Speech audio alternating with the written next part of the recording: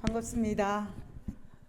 제가 설교를 준비하면서 자세히 찾아보니까는 이 오늘 부르는 이 찬미가 아들람 굴에 있었을 때 그때를 배경으로 한 100% 배경한 노래가 아니에요. 그래서 그게 아니구나. 그 어느 부분에서는 맞기는 하지만 확실하지는 않는 거예요. 그래서 제가 그 부분을 뺐는데 제가 특별히 이제 그 외에 이걸 하면서 제 마음속에 참 은혜스러운 시간이었습니다. 우리가 우리 많은 분이 출타하긴 했지만 그럼에도 불구하고 하나님을 사랑하고 이 성전에 오신 우리 모두에게 하나님께서 약속한 주의 영이 우리에게 함께하기를 간절히 기도드립니다. 잠깐만 기도드리고 제가 설교를 하기를 원합니다. 하나님, 우리의 모든 것들을 아버지 앞에 드립니다. 아버지께서 우리의 모든 것들을 받아주시고 하나님의 영이 이 자리에 내려주셔서 우리가 하나님과 정말 긴밀한 고통을 하는 이 한 시간 되게 도와주시옵소서. 예수님의 이름으로 기도드립니다. 아멘. 여러분 다윗을 너무 잘 아시죠? 다윗. 여러분 다윗을 모르시는 분들은 아마 없을 것입니다. 여러분들 이름 중에 데이빗이라는 이름을 가진 분들이 굉장히 많을 정도로 이 다윗이라는 인물에 대해서 참 많이 알 건데 이 다윗은 70평생을 살았잖아요. 어떤 사람이 다윗의 인생 곡선을 이렇게 그렸어요. 이렇게 그렸습니다. 이건 어떤 사람이 그린 거예요. 다윗이 그린 것이 아니고. 제가 이 그림을 가만히 살펴보면서 이 사람이 생각했던 이 다윗의 인생 곡선이 인간적인 눈에 볼 때는 이게 맞는 것 같아요. 인간적인 눈에 볼 때는. 그래서 저는 이 다윗의 인생 곡선을 살펴보면서 우리가 우리의 인생 곡선도 다시 한번 그려보면 좋겠다라는 생각이 듭니다. 다윗은 그 이새의 막내 아들로 태어났습니다. 이새의 막내 아들로 태어나가지고 그리고 이 목동치기로 어린 유년 시절은 아마 행복하게 잘 지냈던 것 같아요. 아주 잘 지냈던 것 같은데 그러다가 그 하프를 잘 친다는 이유로 두통에 있는 사울에게 음악 치료하는 사람으로 궁궐을 왔다 갔다 했어요. 왔다 갔다 했습니다. 그러다가 우연한 계기로 골리앗과 전쟁에서 골리앗을 이겼습니다. 그 계기로 말미암아 이제 다윗은 전쟁터에 나는 장군으로 이제 활동을 한 걸 볼 수 있어요. 또 그로 말미암아 또 어디에요? 사울의 사위가 되고 궁궐에 머물렀습니다. 그런데 사울이 다윗을 시기하여서 이제 도망자 생활을 20대부터 30살까지 한 거의 10년 동안 도망자 생활을 했습니다. 그리고 또 그 30대 이후에는 40년 동안 이스라엘의 왕으로서 활동을 했습니다.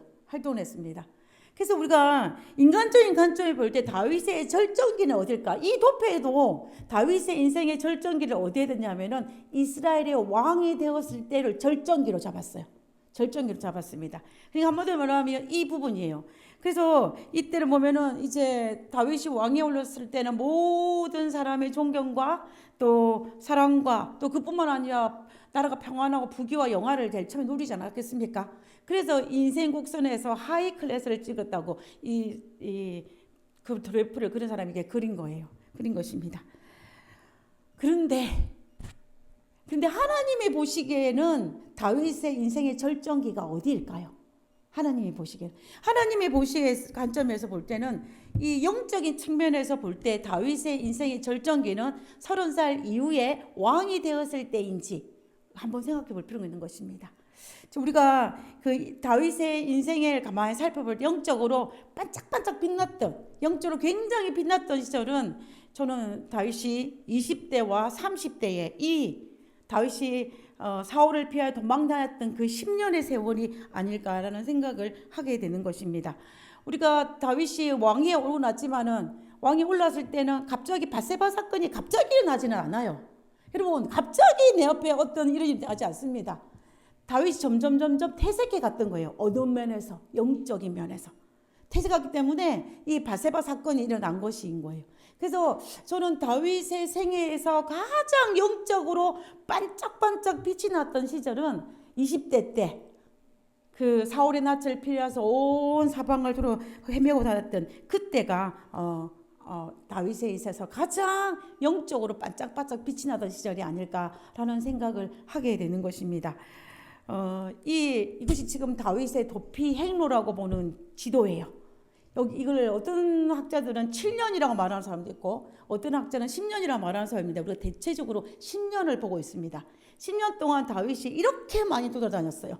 이방인 땅에도 가고 황무지에도 가고 광야에도 가고 이렇게 한 곳에 정착하지 못하고 이 다윗이 온 사방을 헤매는 이 10년의 삶 동안, 그리고 다윗의 생애를 사무엘상에 등장하는 다윗의 생애를 가만히 살펴보면은 다윗은 정말 영적으로 반짝반짝 빛이 나요.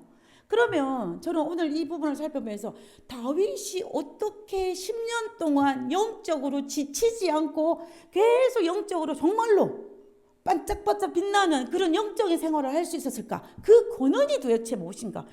어디에서 그 에너지를 가져왔는지 우리가 한번 생각해 볼 필요가 있다는 것입니다. 그리고 또 다윗이 10년이란 그 긴 기간 동안 이 사울의 낯을 피해 도망다니면서 다윗 왕궁을 세기 위해서 준비를 했잖아요. 준비했는데 그러면 그와 같이 했던 사람들이 다윗 초기에 그들은 어떤 비전을 가지고 10년이란 긴 시간 동안 나라를 세우기 위해서 했는지, 그 비전이 무엇인지를 오늘 이 시간에 이 두 가지 측면에서 한번 살펴보기를 원하는 것입니다. 그것을 통하여서 오늘 이 시대에 살고 있는 우리들은 과연 어떻게 해야 될지를 또 한번 적용하면서 오늘 말씀을 살펴보았으면 좋겠습니다. 자, 먼저 다윗이 초기에 이 지도를 보면 초기입니다. 다윗이 사울의 낯을 피하여 도망을 다니지 않습니까? 도망을 다니는데 그 당시 사울의 궁궐이 어디 있었냐면 기브아에 있었습니다. 사울도 그 사위였기 때문에 기브아 궁궐에 있었어요. 그런데 사울이 자기를 죽이는 걸 알고 도망을 쳤습니다. 도망을 쳐서 제일 먼저 간 곳이 어디냐면 잘 안 보이시겠지만 여기에 보시면 2번이라고 보이는 라마로 갑니다. 이 라마에 누가 살고 있냐면 사무엘이 살고 있었어요. 사무엘이 살고 있어서 라마에 갔습니다. 그래서 그곳에서도 이 다윗이 있을 수가 없어서 어디로 갔냐면 다윗이 이 라마에서 다시 요나단을 만나기 위해서 기브아로 내려옵니다. 기브아로 내려왔다가 누구를 만났냐면 요나단을 만나가지고 정말 눈물의 이별을 합니다. 눈물의 이별을 하고 난 다음에 이 다윗이 그 당시 제사장이 있었던 노브에 갑니다. 높당에 갑니다. 높당에 가서도 어떻게 하냐면은 다시 그 사울과 적대 관계였던 이 가드에 있는 아기스 왕에게 가는 거예요. 아기스 왕. 근데 그 당시에는 적대국에 있는 장군이 오면은 이 선대를 베풀어야 됩니다. 그런데 신하들이 가만히 보니까 어때요? 이 다윗이 옛날에 누구를 죽이냐면은 우리의 장군 골리앗을 죽인 거예요. 야, 이게 잘못했다면 큰일 나겠는 거예요. 그래서 신하들이 아기스에게 이 사람 안 된다고. 그렇게 해가지고 이 다윗이 가만히 있다가 자기가 죽게 생긴 거예요. 그래서 이거 자기의 죽음의 위기를 극복하기 위해서 다윗이 미친 척하면서 겨우 살아남아서 정말로 위험천만하게 홀로 단신으로 어디로 가냐면 이 아둘람 동굴에 갑니다. 아둘람 동굴이에요. 그래서 성경을 보겠습니다. 이 사무엘상 22장 1절입니다. 그러므로 다윗이 그곳을 떠나, 여기서 말한 그곳은 뭐냐면 가드 왕이다. 아기스, 거기에 가드 땅이에요. 그곳을 떠나 아둘람 굴에 도망하매, 이때는 혼자였습니다. 도망하매 그의 형제와 아버지와 온 집이 듣고 그리로 내려와서 그에게 이르렀고, 환난당한 모든 자와 빚진 모든 자와 마음이 원통한 자가 다 그에게로 모였고, 그는 그들의 우두머리가 되었는데 그와 함께한 자가 400명 가량이었더라 라고 되어 있습니다. 다윗이 이제 아둘람 굴에 있다는 소식이 입에서 입으로 전달돼 사람들에게 알려진 거예요. 오늘날 같으면 오늘 우리 장로님 말씀드렸지만 이 핸드폰만 잊어버려도 연락도 안 해도 알아요. 앱으로 다 어디 가는지 추적을 다 해가지고. 오늘날은 그런 세상이에요. 그리고 인터넷 하나만 전 세계 지금 네팔에 내전이 있는 걸 이 머리 지구 반대편에 있는 우리가 어떻게 알겠습니까? 그죠? 근데 오늘 인터넷이 너무 발달돼가지고 당장을 아는 것입니다. 그러나 이때는 잘 몰랐어요. 그렇지만 입에서 입으로 전달돼가지고 사무엘에게 의해서 기름부음을 받은 다윗이 아둘람 동굴에 있다는 소식이 이 이스라엘 땅에 퍼지기 시작한 거예요. 그러자 그 소식을 들은 누가? 그의 형제와 부모가 아둘람 굴에 있는 다윗을 만나기 위해 가게 됩니다. 아마도 사울이 다윗을 죽이려 했기 때문에 다윗의 가족들에게 선대를 베풀었겠습니까? 안 베풀었을 것 같아요. 그죠? 그래서 이 부모 형제들도 아마 편안한 삶을 살 수가 없었을 것입니다. 그래서 다윗이 아둘람 굴에 있다는 소식을 듣고 찾아온 거예요. 찾아온 것입니다. 그리고 또 누가 왔냐면 이 자리에 환난당한 자, 빚진 자, 원통한 자, 또 그런 사람들이 다윗에게로 하나씩 하나씩 모여드는 것을 볼 수가 있는 것입니다. 여기에서 환난당한 자가 누구일까? 환난당한 자는 우리가 세상에서 여러 가지 면에서 환난을 당할 수가 있겠죠. 여러 가지 면에서 환난을 당할 수는 있겠지만 그 당시 사울 왕이 나라 정치를 그렇게 잘하지는 못했을 거예요 아마.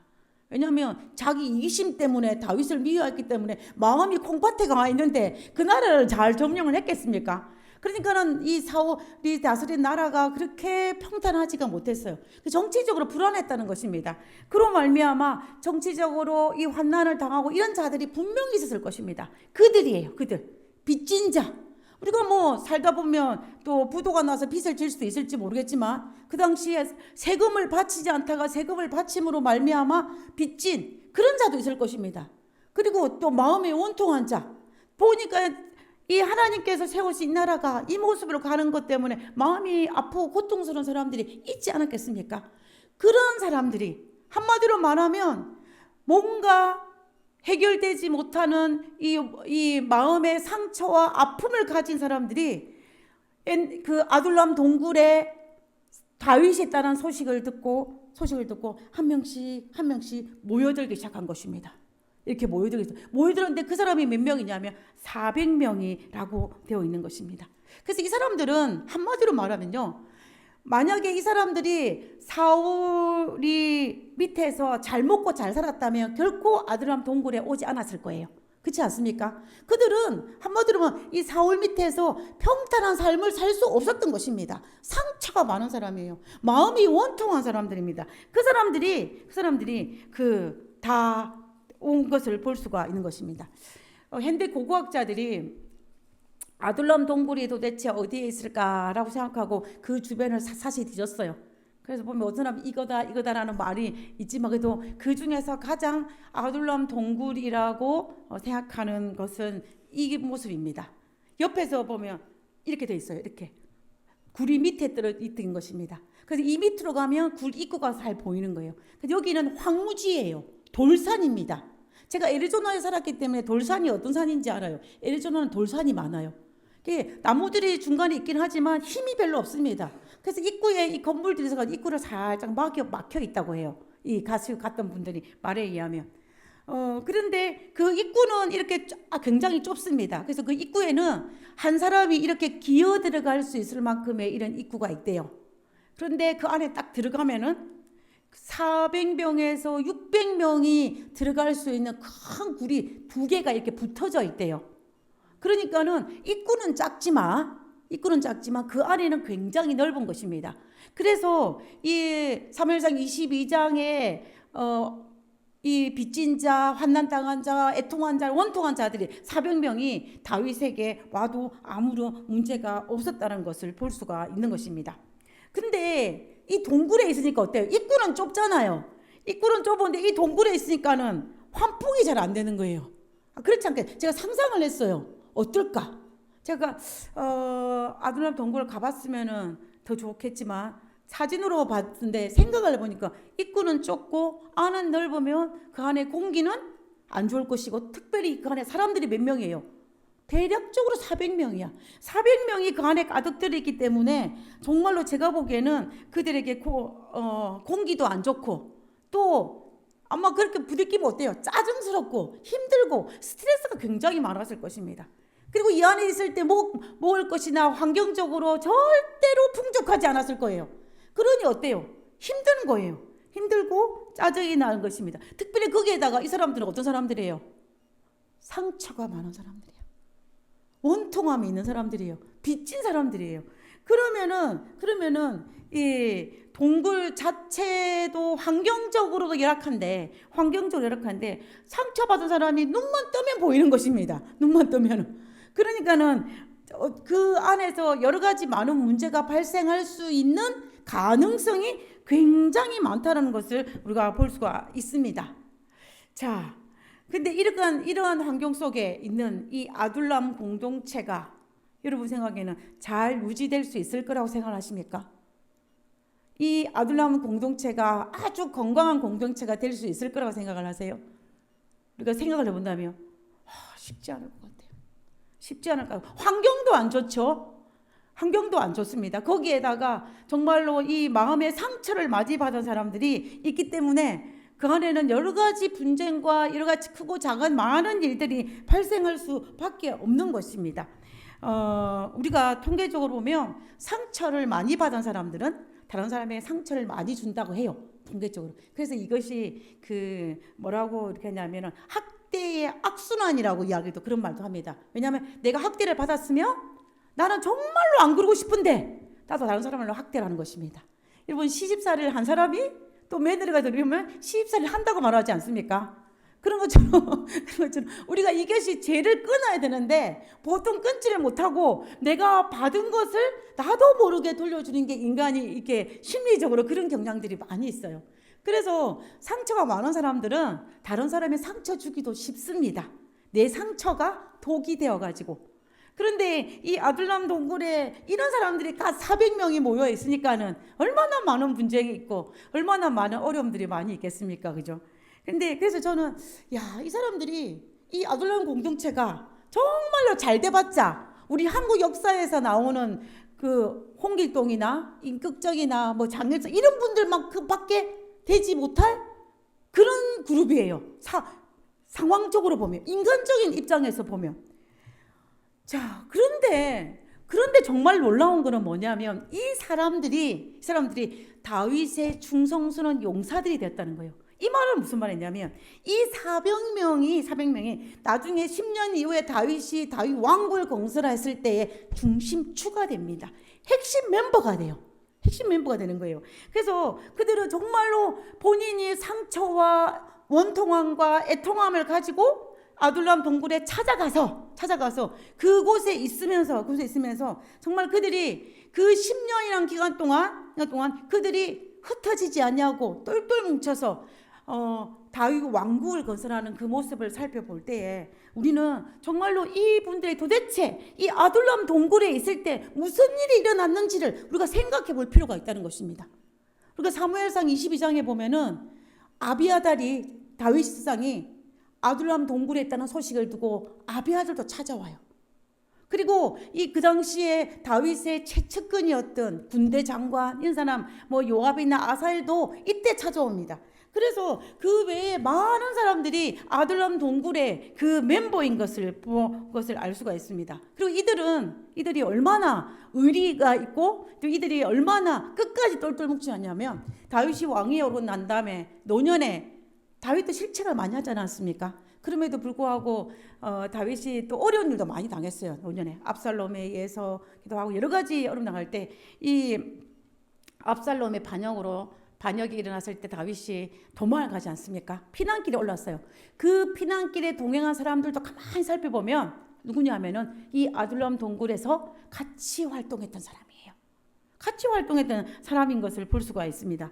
그래서 우리는 그것을 살펴보면서 그들은 이 아둘람 동굴에서 광야에서 10년이라는 기간 동안 같이 먹고 자고 같이 아파하고 같은 비전을 나누는 그 긴 시간을 보냈기 때문에 그들은 할 수 있는 것입니다. 그런데 문제는 있어요. 그런 것만 가지고는 10년을 버틸 수가 없어요.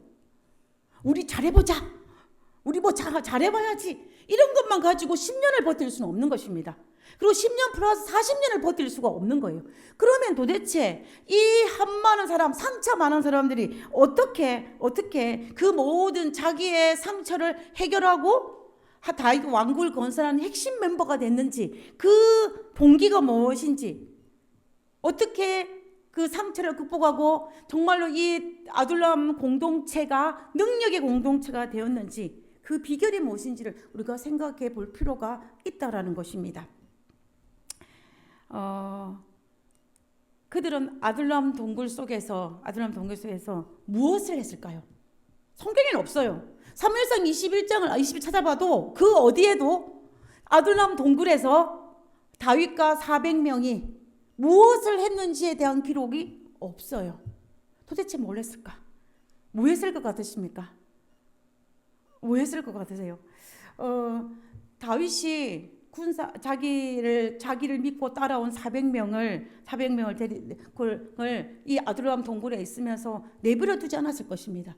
한마디로 말하면 킬링 타임, 시간을 허비하지 않았을 것입니다. 그곳에 있는 동안 다윗은 뭔가를 했을 것이에요. 그것을 했기 때문에 그 한 맺힌 400명이 그 상처를 치유하고 그 다윗 왕궁을 세우는 그 비전을 가지고 다윗 왕궁을 여기서 세우지 않습니까? 우리가 읽었던 말씀처럼 다윗을 세우고 그들이 하나의 그 단체를 만드는 것을 우리가 다 사무엘상 22장 2절에서 보지 않았습니까? 그렇기 때문에 우리는 도대체 그 아둘람 공동체가 그 굴에 있을 때 무엇을 했는지, 무엇을 했기에 그들이 그렇게 바뀔 수 있었는지, 그리고 또 무엇을 했기에 그들이 10년이 지나고 또 40년이 지나도 여전히 그 다윗 왕궁을 세우고 또 했는지를 우리가 알 필요가 있다는 것입니다. 우리가 이 아둘람 동굴에 있을 때에 지은 시가 하나 있어요. 딱 하나 있습니다. 다른 시가 하나 있긴 한데 142편은 엔게디 골짜기에 있는 굴인지 아둘람 동굴인지 정확하지가 않아요. 그러나 아둘람 동굴에서 지었다라고 확실히 밝혀지는 이 시편은 어디냐면 시편 57편입니다. 시편 57편이에요. 시편 57편에 있을 진을 다윗이 지었는데, 다윗이 이때에 이 시편 57편을 적으면서 그때 그 마음가짐을 안다면 아둘람 동굴 속에 있었던 이 400명이 어떤 마음을 가지고 그곳에 있었는지를 우리는 충분히 유추할 수 있는 것입니다. 그래서 저는 이 시편 57편에 있는 이 말씀을 가지고 다윗이 400명이 아둘람 동굴에서 도대체 무엇을 했고 어떤 마음을 가졌고 어떤 생각을 가졌는지를 우리가 한번 살펴보기를 원하는 것입니다. 시편 50편 1절과 2절에 있는 말씀입니다. 하나님이여 내게 은혜를 베푸소서, 내게 은혜를 베푸소서. 내 영혼이 주께로 피하되 주의 날개 그늘 아래에서 이 재앙이 지나기까지 피하리이다. 나의 지존하신 하나님께 부르짖음이여 곧 나를 위하여 모든 것을 이루시는 하나님이로다 라고 하나님을 부르는 것을 볼 수가 있습니다. 지금 다윗도 400명도 인생의 밑바닥을 치고 있는 시기예요. 가장 어려움에 처해 있는 시기입니다. 그렇잖아요. 근데 그때의 이 시편을 있는 다윗의 시를 보면은 이 시 내용의 50편을 다 봐도 어디에도 낙담을 하거나 누구를 원망하거나 아니면 내가 인생 실패자, 낙오자가 되었다고 해서 한탄하는 내용이 전혀 없어요. 시편 57편에는. 오히려 이 시편 57편은 내가 지금 아둘람 동굴에 내 육신을 피하기 위해서 숨어 있는 것이 아니라 하나님의 날개 아래에 내가 있다, 하나님 품 안에 있다라고 고백하는 거예요. 저는 그러면 그 말은 무슨 말이에요? 다윗이 아둘람 동굴에 있을 때에 군사 이 400명이 아둘람 동굴에 있을 때에 그들은 인생 낙오자로 실패자로 원망과 이런 마음으로 가졌던 것이 아니라 내가 이곳에서 하나님의 날개 아래 있다라고 생각했다는 것입니다. 그리고 이 시편 57편은 다윗이 사울을 원망할 만하잖아요. 내가 뭘 잘못했는데 라고 원망할 수 있는데 이 시편 57편은 사울에 대한 원망의 마음이 전혀 없어요. 전혀 없습니다. 오직 누구에게만 이야기하냐면요, 하나님께만 이야기해요. 하나님께만 합니다. 그 말은 무슨 말이냐면 다윗의 생각 속에는 자기를 힘들어한 사울을 상대하지도 않았다는 거예요. 사울을 바라보지도 않았다는 것입니다. 생각지도 않았다는, 상대를 하는 것입니다. 누구를 상대했냐? 하나님을 상대한 거예요. 하나님을 상대한 것입니다. 여러분, 우리가 어떤 힘든 일이 있을 때 그 힘든 그 대상자를 상대하면 우리는 백발백중으로 실패해요. 우리는 우리의 시선을 그쪽에서 누구를 돌렸냐면 이 시편에처럼 하나님께 돌려요. 지금 다윗이 그 일을 하고 있는 것입니다. 다윗이 그 일을 하고 있는 것을 볼 수가 있어요. 그리고 다윗이 시편 57편 7절과 8절입니다. 우리가 너무 좋아하는 말씀이죠. 우리 다 같이 한번 읽어보겠습니다. 시작. 하나님이여 내 마음이 확정되었고 내 마음이 확정되었사오니 내가 노래하고 내가 찬송하리이다. 내 영광아 깰지어다 비파야 수고마 깰지어다 내가 새벽을 깨우리로다. 여러분 이 말씀 여러분들이 아마 너무나 잘 알고 있는 말씀일 것입니다. 확증하고 확증. 하나님 내가 결심하고 결심했습니다 이야기예요. 결심하고 결심했다는 것입니다. 내가 새벽을 깨워 하나님을 찬양하고 내가 새벽을 깨워 하나님을 노래하겠다라고 이야기하는 것입니다. 새벽을 깨워서 내가 일찍 일어나서 하나님의 깨워서 뭐 하겠습니까? 많이 자야지. 왜냐하면 지루한데 동굴 안에 있으면 할 일도 없고 옆에 사람들도 많은데 그때는 자는 게 최고지 않겠습니까? 근데 다윗이 어떻게 해요? 내가 새벽을 깨우리로다. 내가 일찍 일어나서 뭘 하겠어요 다윗이? 기도와 말씀과 묵상을 하지 않겠습니까? 저는 충분히 기도했다고 저는 생각을 합니다. 이 다윗이 이 결심을 혼자 했을까요? 저는 혼자 했다 절대 생각하지 않아요. 다윗이 그 결심을 했으면 다윗을 믿고 따라온 이 400명들에게 자기가 했던 것을 공유를 했을 것입니다. 그 내 결심을 공유하고 그들도 나와 같은 결심을 하고 그들도 나와 같이 나를 확대하고 나를 핍박하고 나에게 환난을 준 자를 바라보지 않고 누구를 바라보게? 하나님을 부르짖고 하나님을 바라보게 했다는 것을 우리는 충분히 이해할 수 있다는 것입니다. 그래서 저는 이 아둘람 동굴에서 다윗과 400명은 한마디로 말하면 그곳에서 성경 연구를 한 거예요. 묵상을 한 것입니다. 기도를 한 것이다. 한마디로 말하면 부흥 집회를 연 것입니다. 저는 근데 가만히 생각했어요. 다윗이 그러면 어디서 이런 발상을 하고 이렇게 했을까? 다윗이 어디에서 이것을 배워서 내가 새벽을 깨워서 말씀을 묵상하고 말씀을 나누고 기도하고 또 이런 일을 했을까? 도대체 어디에서? 제가 그 생각을 해봤어요. 근데 다윗 도피 경로를 가만히 살펴보면 아둘람 동굴에 오기 전에 가드에 가고 그 전에 노베 가고 그 다음에 어딜 갔냐면 라마에 갔다는 기록이 있지 않습니까? 이 라마에 갔던 기록이 있는데 우리가 이 사문 19장 18절에 보면 다윗이 도피하여 라마로 갔다 그랬어요. 자, 우리 이 성경 본문이 굉장히 중요합니다. 다윗이 도피하여 라마로 가서 다윗이 도망을 첫 번째로 간 것이 라마예요. 나가서 누구에게 가면 사무에게로 나가서 사울이 자기에게 행한 일을 다윗이 누구에게? 사무엘에게 다 이야기하는 것입니다. 다 전하였고 그 다음에 다윗과 사무엘이 나요스로 가서 살았더라라고 되어 있어요. 살았더라. 우리는 이 말씀을 주목해 볼 필요가 있다는 것입니다. 자, 우리가 다윗이 도망길 갔을 때는 그 당시에 사무엘은 은퇴를 했어요. 한마디로 말하면 은퇴를 한 것입니다. 은퇴하고 일선에서 물러나가지고 자기 고향 라마로 돌아와서 그는 뭘 했냐면 제2의 삶을 즐기고 있었습니다. 한마디로 말하면 우리가 요즘에는 워낙 사람들이 오래 살다 보니까 현직에서 일할 때가 있고 은퇴하고 난 다음에도 시간이 괜히 길어요. 그래서 은퇴하고 난 다음에 내가 무엇을 해야 될 것인지를 생각해야 됩니다. 생각해야 돼요. 여러분들 중에 은퇴한 이후에 아주 잘 사시는 분도 참 많아요.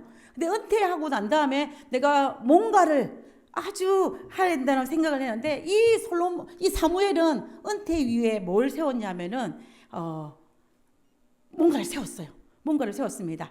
자, 그 세웠는데 여기 뭐냐면 라마 나요시 이런 걸 세웠어요. 여기서 뭐냐면 이 나요시 있죠. 나요세가 살았더라. 이 나요스는 지명 이름이 아니에요. 지명 이름이 그럼 나요스는 뭐냐? 나요스는 히브리어의 그 의미를 보면 숙소, 그 다음에 거주지들, 복수예요. 복수입니다. 그 다음에 뭐라고 되냐면 뭐 거처들 이런 뜻을 가지고 있어요. 그래서 오늘날 우리말로 하면은 기숙사예요. 제일 쉬운 말로 하면. 그래서 라마에 있는 기숙사를 세운 것입니다. 그래서 그것도 우리가 라마 나요시라 그래요. 우리가 사무엘상 그 뒤에 보면 라마 나요시라고 한 덩어리로 묶어서 굉장히 나옵니다. 그래서 오늘날로 우리 쉬운 말로 하면 제가 이를 붙이기를 선지자학교를 지었어요. 실제로 라마에 선지자학교 있었습니다. 라마에는 선지자학교 이름이 라마 나요시예요. 라마 나요시입니다. 라마에 있는 기숙사, 영적 공동체. 그래서 사무엘이 은퇴하고 난 다음에 자기 고향으로 돌아와서 젊은이들을 영적으로 양성하기 위한 하나의 선지자 학교를 세운 것입니다. 그곳에서 젊은 사람들을 보아놓고 정말로 보아놓고 그들에게 같이 노자 교육도 하고 그다음에 모세 오경도 가르치고 하나님의 율례와 율법도 가르치고 또 하나님을 묵상하는 방법도 가르치고 또 여러 가지 또 우리가 하나님의 자녀로서 어떻게 살아야 될 것인지 이런 모든 것들을 가르치고 있었어요. 가르치고 있었습니다. 근데 가르치고 있었는데 그래서 이 사무엘은 어떤 사람이냐면 제2의 은퇴 이후의 삶을 이걸로 보낸 것입니다.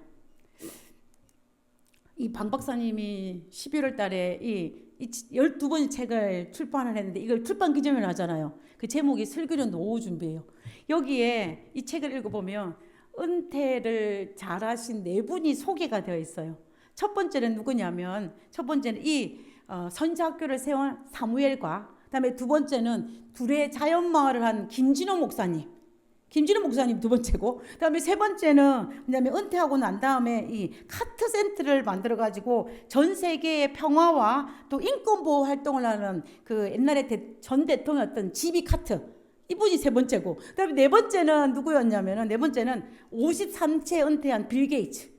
야, 빌 게이츠가 빨리 은퇴했더라고요. 제 나이에 은퇴를 했어요. 제 나이에 은퇴를 가지고 자기 재산 99%를 자선사업가에 내서 지금 뭐냐면 그 많은 자선 활동을 베풀고 있어요. 그 사람이 이제 네 번째 이 박 박사님 뽑은 네 사람의 은퇴 후에 가장 아는 사람인데 뭐 우리가 어떤 삶이든지 간에 내가 은퇴 후에 가장 의미 있고 또 이런 것들을 하면 참 좋을 것 같습니다. 근데 사무엘은 뭘 했냐면 은퇴 후에 이런 학교를 만드는 거예요. 우리가 은퇴한 이후에 그다음에 은퇴하고 난 이 시간에 내가 어떤 것을 해야 될 것인지를 한번 좀 생각하고 이런 건 참 좋은 것 같아요. 좋은 것 같습니다. 저도 생각을 하거든요. 근데 지금 당장 무엇들이 많아서 뭐 많은 시간과 이런 에너지를 투자는 하지 않지만 thinking about 생각은 하고 있는 것입니다. 그래. 자, 어찌됐든 이제 본문으로 돌아가서 우리가 살펴보면요. 어찌 다윗이 들었어요. 사무엘이 선지학교를 세웠다는 것을 다윗이 아마 들었을 것입니다. 그래서 다윗은 사울의 낯을 피해서 제일 먼저 간 곳이 바로 어디냐면 사무엘에 살고 있는 라마로 간 것입니다. 지금 이 지도에서 본 것처럼 기브아와 라마는 멀지도 않아요. 가까워요. 도망을 가려면 멀리 가야죠. 근데 가까운 곳에 가요. 다윗이 이 사무엘이 살고 있는 라마를 선택한 이유가 있어요. 왜냐하면 사무엘은 은퇴를 했지만 그렇지만 많은 사람을 온 이스라엘 백성들로부터 사랑과 존경과 또 뭐랄까요 여러 가지 지지를 받고 있는 아주 덕망 있는 사람이었습니다. 심지어 누구도 사울 왕도 사무엘을 존경하고 인정했어요. 나의 아버지 그랬지 않습니까? 사울이 사무엘이 그렇게 말했습니다. 그것처럼 그래서 다윗 생각에는 아무리 사울이라 할지라도 사무엘의 허락 없이 자기를 잡아가지 못한다는 생각을 가지고 어디로 갔냐면 라마로 갔을 것입니다. 라마로 갔습니다.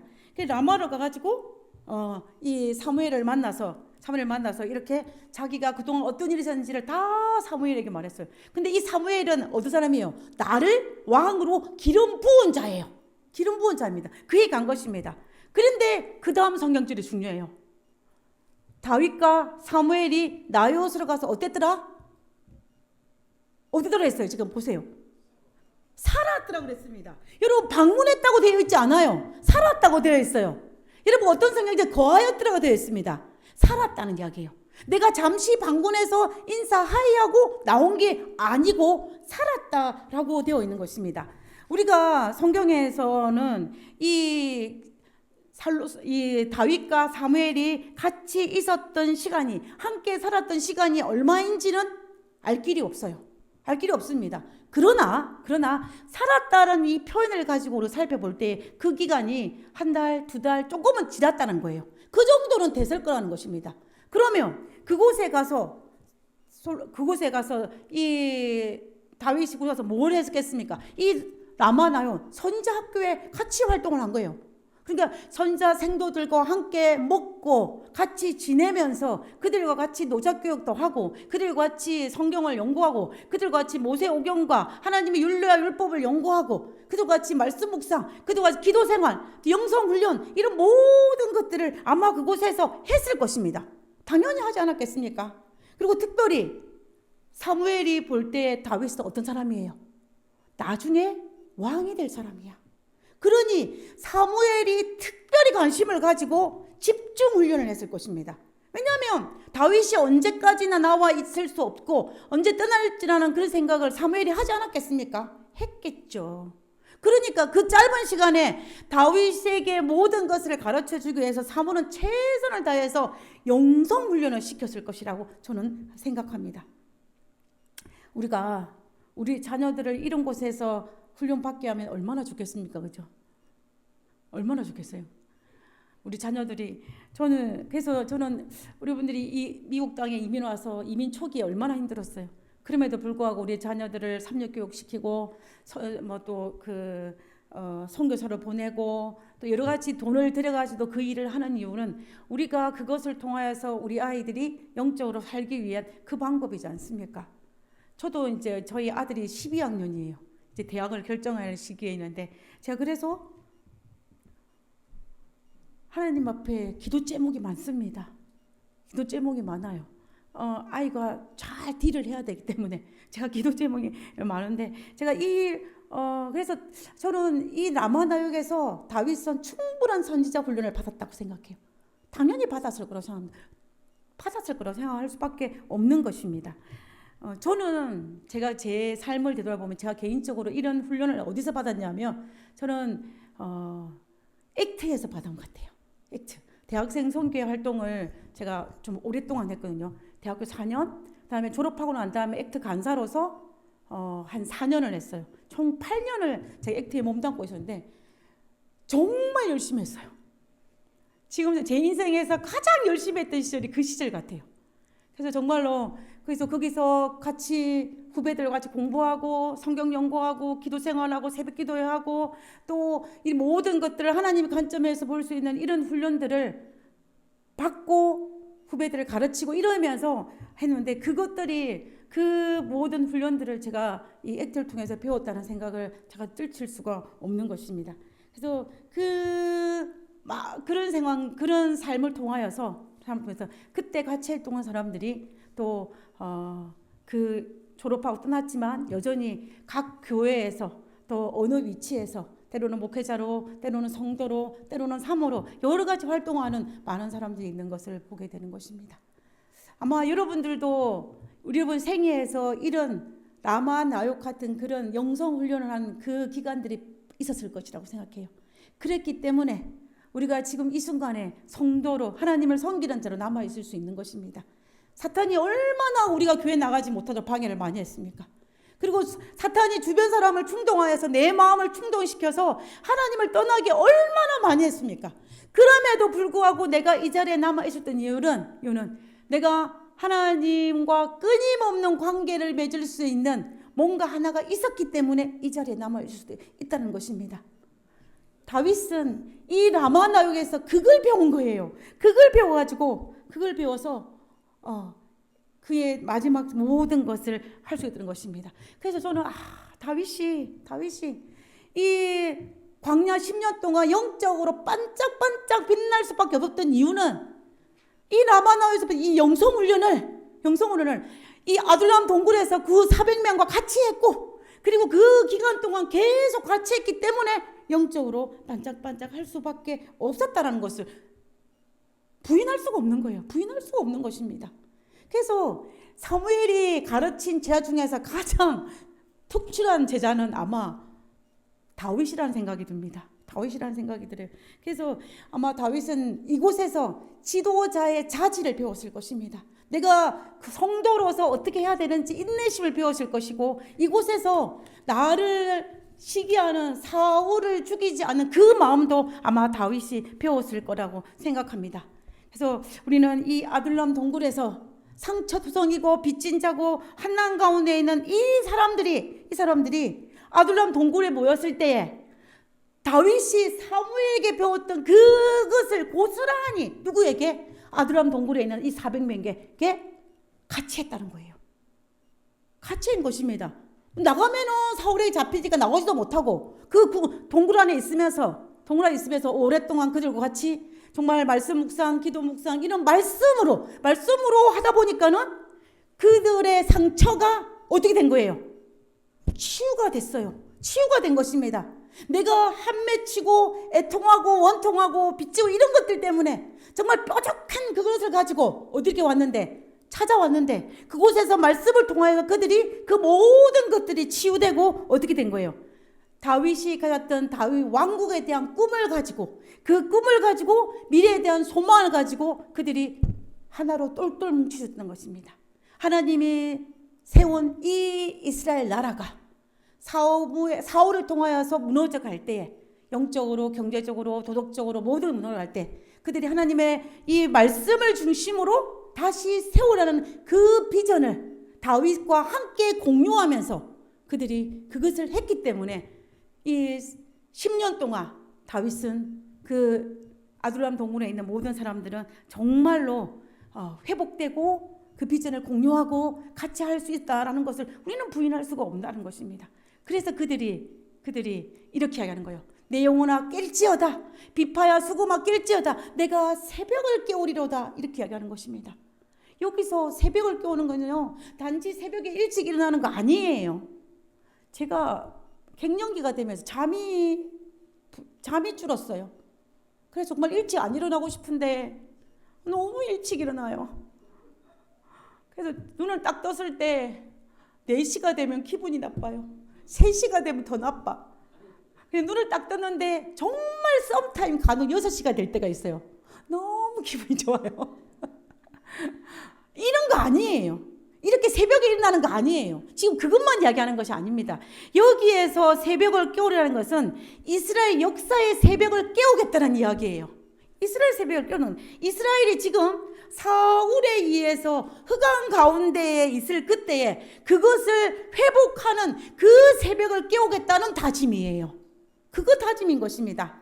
지도자는 우둔하고, 그리고 백성들은 혼란스럽고, 경제는 바닥을 치고, 그 다음에 도덕은 무너지고, 여러 가지 신앙은 어수선한 이때에 우리가 하나님의 영성을, 하나님의 나라를 회복시킬 수 있는 그 새벽을 깨우는 자로 서겠다는 결심이 바로 이 결심인 것입니다. 이 결심은 다윗만 한 것도 아니고 누구도, 아둘람 동굴에 있는 그 400명도 같이 했다는 것을 우리가 알 수가 있는 것입니다. 그것이 같이 공유가 됐어요. 공유가 되니까 그들이 10년을 도망을 다녀도 그들은 똘똘 뭉칠 수 있었다는 것을 우리가 알 수가 있는 것입니다. 새벽을 깨우는 것은 해가 뜨기 전에 정말 그런 것보다 내가 지금 속해 있는 어두운 현실에서 눈을 떠서 빛을 바라보는 시각이 새벽을 깨우는 자의 모습이에요. 현실을 바라보는 것이 아니라 비전을 바라보는 사람인 것입니다. 그래서 이 아들 동굴에 있는 이 사람들은 그렇게 했다는 것입니다. 자, 그러면은 우리는 하나님께서 우리에게도 여전히 동일하게 새벽을 깨우기를 바라고 계신다라는 사실이에요. 사실인 것입니다. 우리가 언제까지 내가 가진 상처와 내가 가진 아픔에 얽매여서 정말로 그것으로 울부짖을 수만은 없다라는 거예요. 없는 것입니다. 그렇게만 할 수만 없지 않습니까? 우리가 정말 하나님의 말씀으로 치유를 받아서 새벽을 깨우는 사람이 되어야 한다는 것입니다. 하나님은 이 마지막 시대에 특별히 이 미주의 한인교회가 거의 이제 마무리되는 이 시간에 우리 영옥고 목사님이 이제 새로 왔잖아요. 새로 오고 이제 이 새롭게 시작하려고 우리 영혼들이 불이 붙었어요. 불이 붙었습니다. 제가 그런 모습들 보면서 제가 얼마나 감사한지 몰라요. 그 모습을 보는데 우리가 그분들을 잘 든든하게 지원을 해야 돼요. 지원을 해야 합니다. 저는 제 마음속에는 어떤 마음이냐면 그는 흥하여야 하겠고 우리는 세워야 되는 것이 맞아요. 맞습니다. 너희도 흥하고 우리도 흥하자. 물론 그러면 좋죠. 그러면 좋지만 그렇지만은 그들은 흥하여야겠고 우리는 세워야 되는데 그냥 세우면 안 돼요. 우리는 우리의 모든 것을 갈아엎어서 그들을 서포트해야 된다는 것입니다. 그러기 위해서는 우리도 튼튼해도 우리도 새벽을 깨우는 자가 되어야 된다는 것입니다. 그래야만이 그들을 지원을 할 수가 있어요. 그들을 지원을 할 수가 있는 것입니다. 그래서 우리는 우리가 가진 여러 가지 많은 문제들, 그것이 아픔이든지 뭐든지 상관없이 어떠한 모든 것들을 다른 걸로 치유받을 수가 없고 무엇으로? 말씀으로 치유를 받을 수 있고 그 말씀으로 치유받아서 하나님께서 이 교회에 이 미국에 있는 미주 교회, 한인 교회에 허락하신 그 사명을 깨달아서 그 사명의 그 꿈을 회복하는 새벽을 깨우는 자가 되어야 된다는 것입니다. 우리가 하나님께 허락한 이 소망을 가지고 새벽을 깨우는 우리 모두가 되었으면 좋겠습니다. 그러기 위해서는 환경을 보면 안 되죠. 뭐를 봐야 되겠습니까? 하나님을 봐야 가능한 일이고, 주변을 봐하는 것보다 하나님을 봐야 가능한 일이고, 그리고 그러기 위해서는 내가 하나님께 말씀으로 치유받아야만이 그 에너지를 받을 수 있어요. 나 새벽을 깨워야겠지, 할 거야, 해야지. 결심만 갖고는 절대로 안 된다는 거예요. 우리는 말씀으로 치유받아야만이 가능한 것입니다. 오늘 우리 교과 공부 시간도 그 이야기를 했어요. 우리가 담배도 술도 내 마음대로 끊을 수 없어요. 그러나 하나님을 부르면 가능하다는 것입니다. 우리는 우리 힘으로 할 수는 없어요. 우리는 너무 능력하기 때문에. 그러나 하나님의 말씀으로 치유받아 가능하기 때문에 우리는 매일의 삶들이 그것을 통하여 치유를 받아서 정말로 이 다윗이 아둘람 동굴에서 그 역사가, 다윗 왕국의 역사가 시작이 된 것처럼 오늘 우리들의 삶에 있어서 우리가 남은 마지막 주자로서 그 사명을 잘 감당하다가 우리가 맡은 그 일을 최선을 다하다가 예수님을 맞이할 수 있는 우리 모두가 되었으면 좋겠습니다. 우리 모두 그러한 다윗과 같은 새벽을 깨우는 자들이 되기를 간절히 바라면서 오늘 말씀을 마치도록 하겠습니다.